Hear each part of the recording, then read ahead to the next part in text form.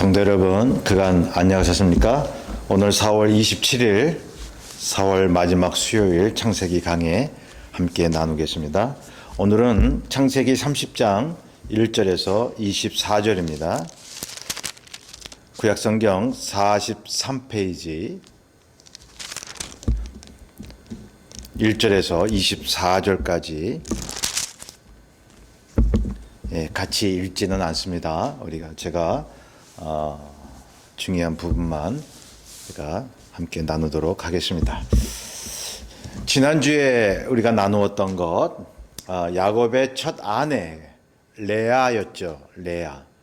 레아에게는 네 아들이 있었습니다. 루벤, 시므온, 레위, 유다. 그 이름도 각각 그 의미가 있는 것을 우리가 봤습니다.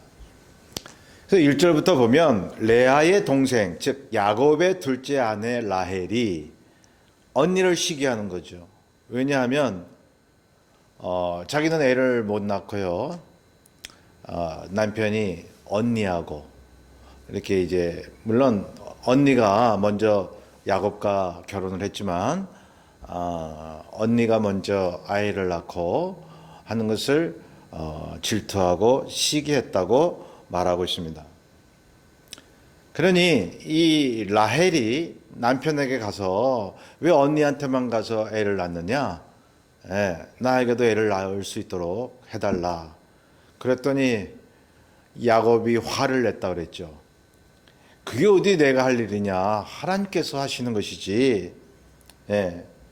그렇게 이제 얘기를 하죠. 2절에 보면. 그래서 1절에 그 라헬이 자식을 낳게 하지 않으면 내가 죽겠노라. 그 죽을 정도로 참 시기 질투가 났던 것입니다. 라헬이 말이죠.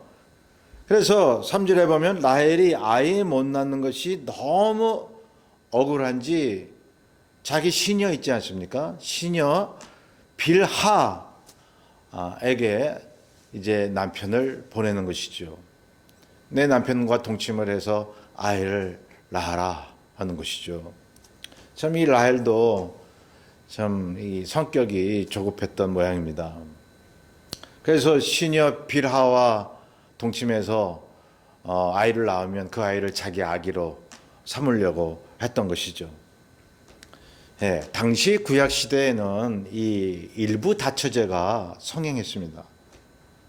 그렇지만 일부 다처제를 하나님께서 만드셨다고 우리가 생각하면 안 됩니다. 하나님께서 일부 다처제를 만들라고 말씀하시지 않았습니다.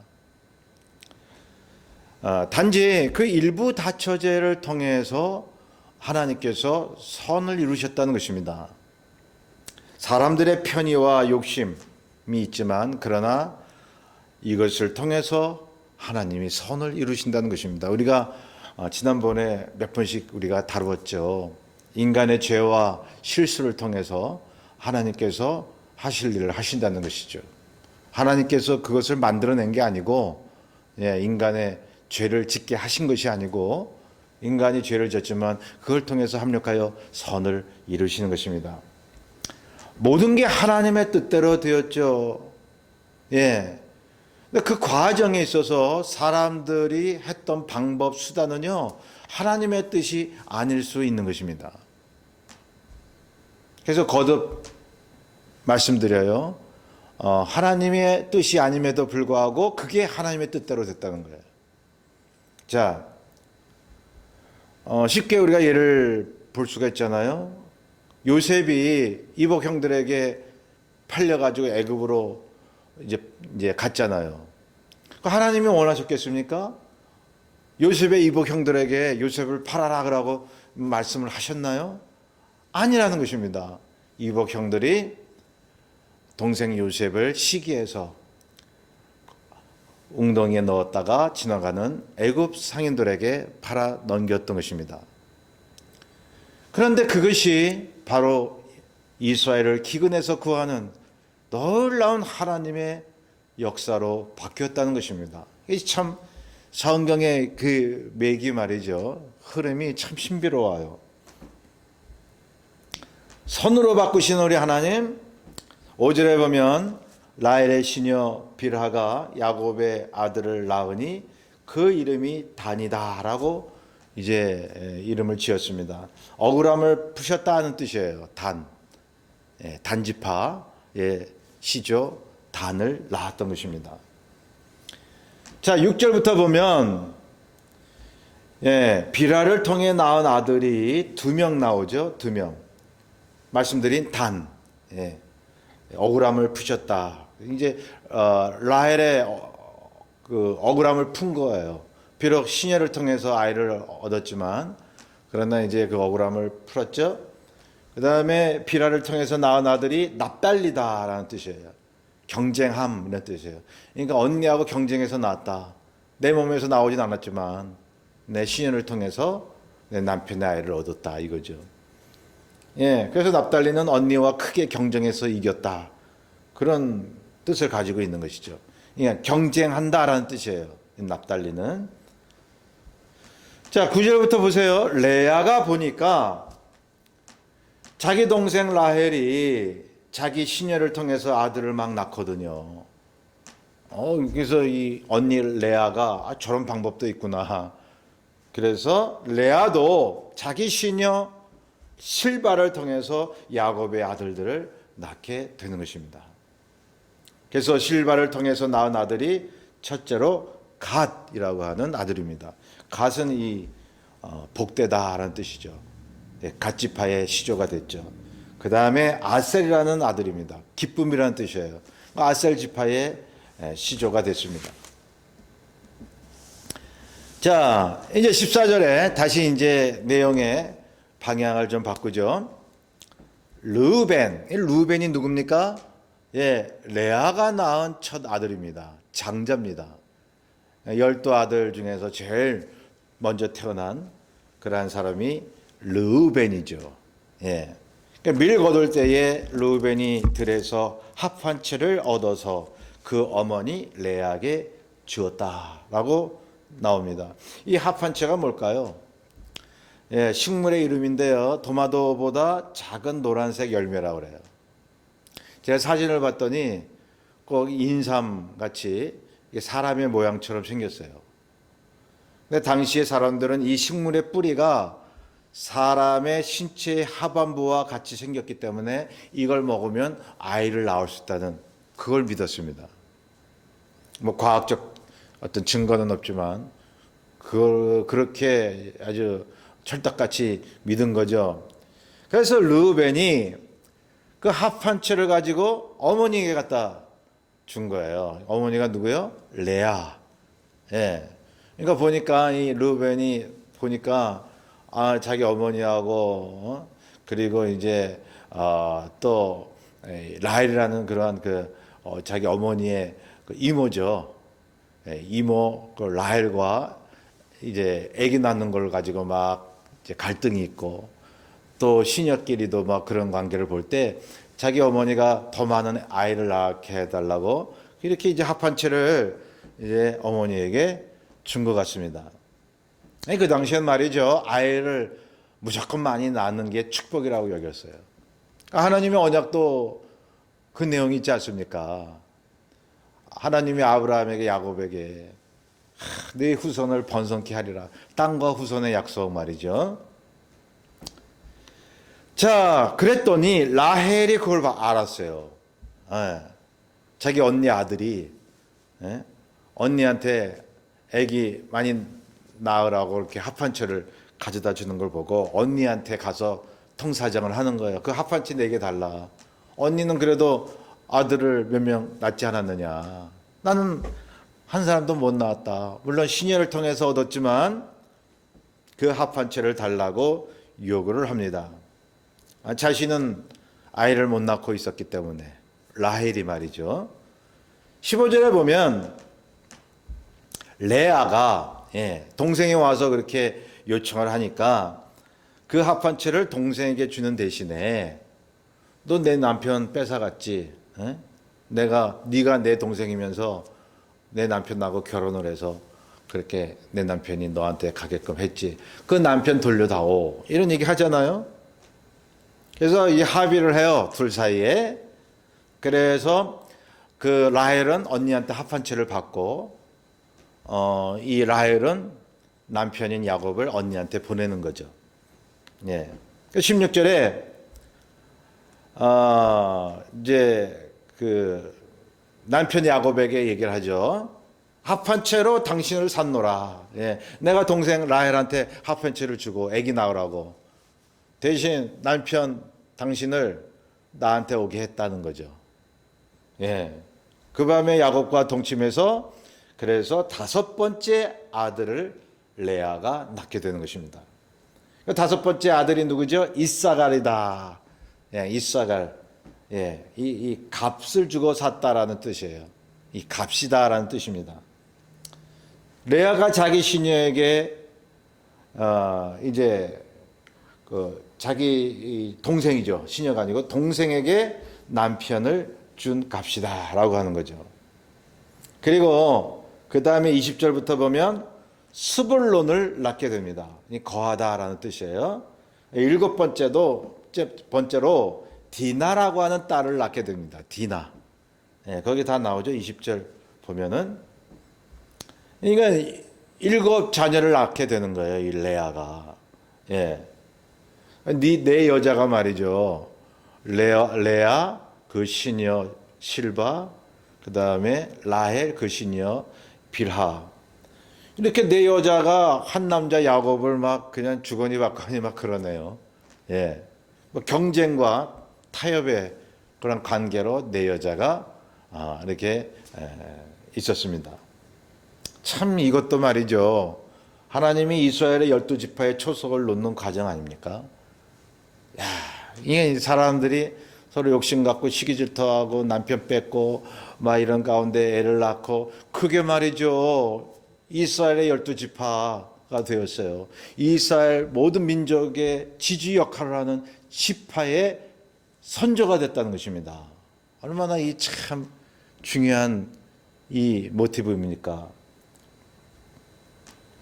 자, 그런데 말이죠. 아직까지 라헬 자신에게는 자식이 없죠. 예. 자식이 없어요.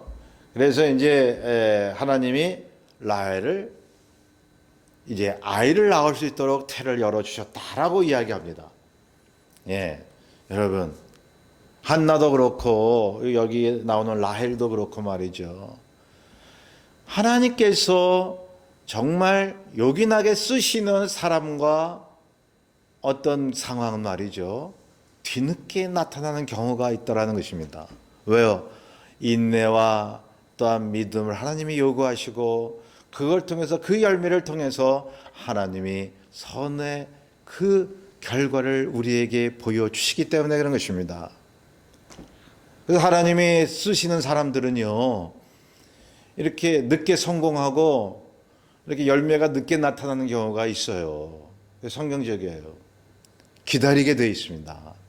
사실 그 아기를 제일 못 낳았던 나중에 이제 제일 늦게 낳았던 라헬의 그 아들이 누구예요? 요셉하고 베냐민 아닙니까?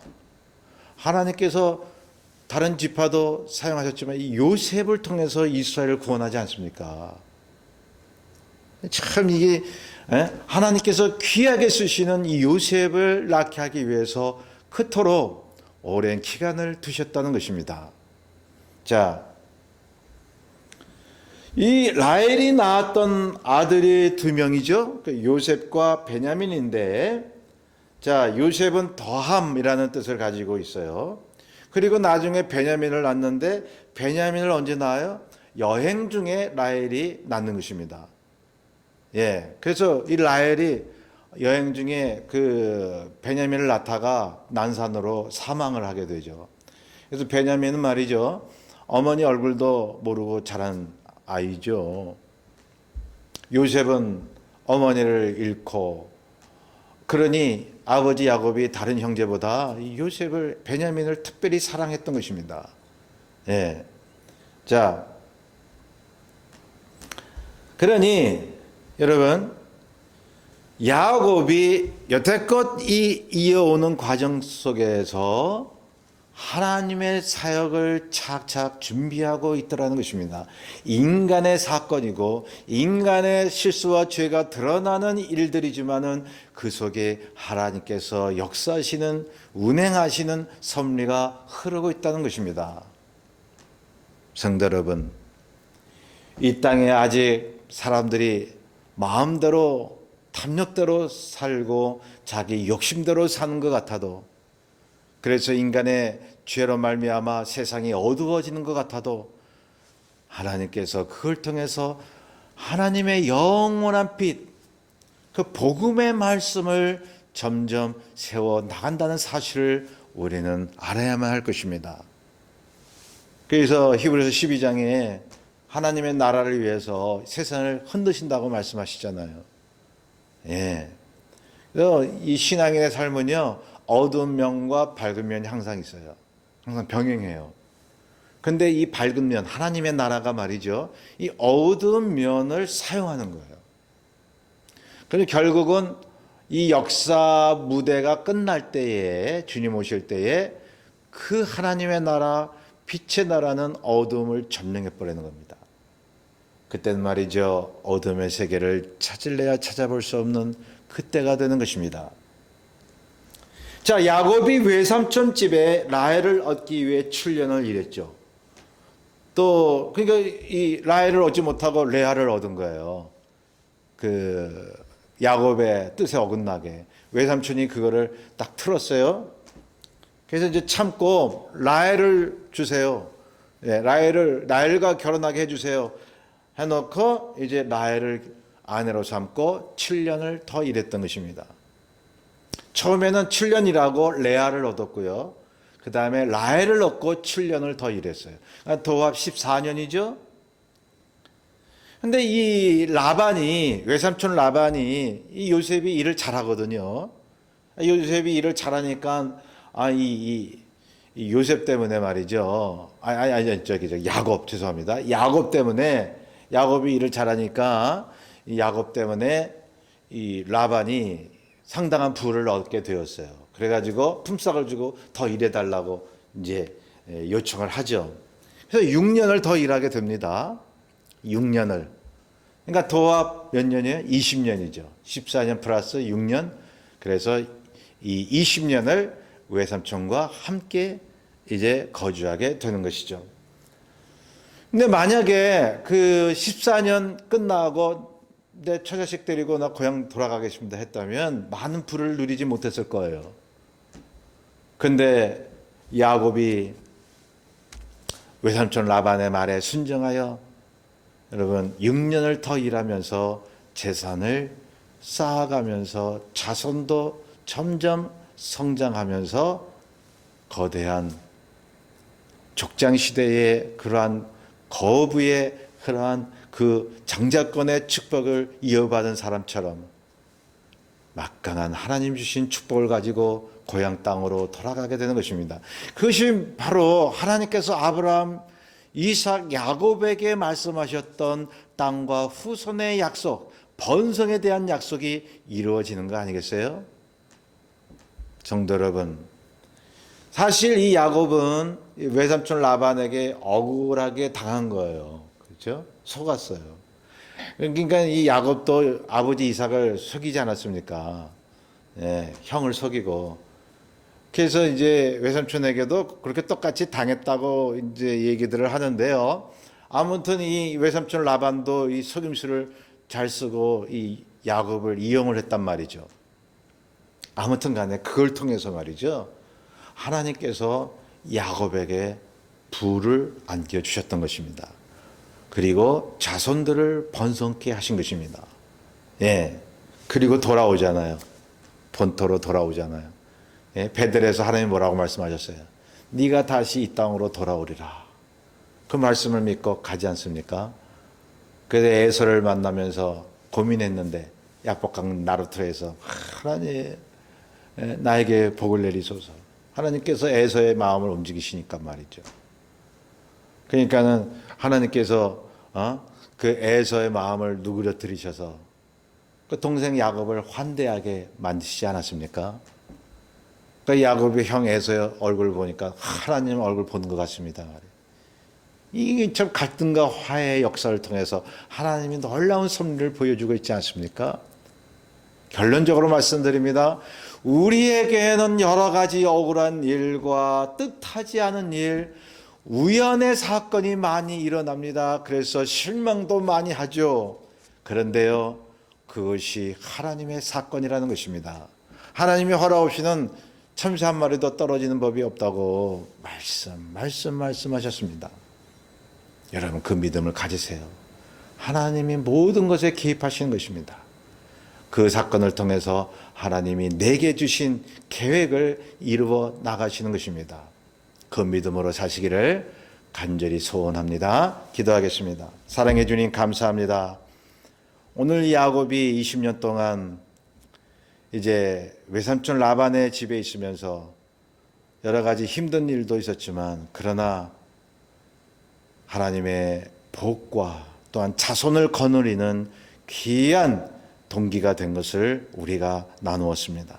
주님, 우리가 이 땅에 살아가면서 손해보고 또한 실수하고 억울한 일도 있지만 그것이 합력하여 선을 이루는 하나님의 사건임을 알게 하여 주옵소서. 감사하며 예수님의 이름으로 기도하옵나이다. 아멘. 이번 남은 주간도 여러분 힘을 내시고 늘 주님만 바라보고 나아가게 되시기를 간절히 바랍니다. 감사합니다.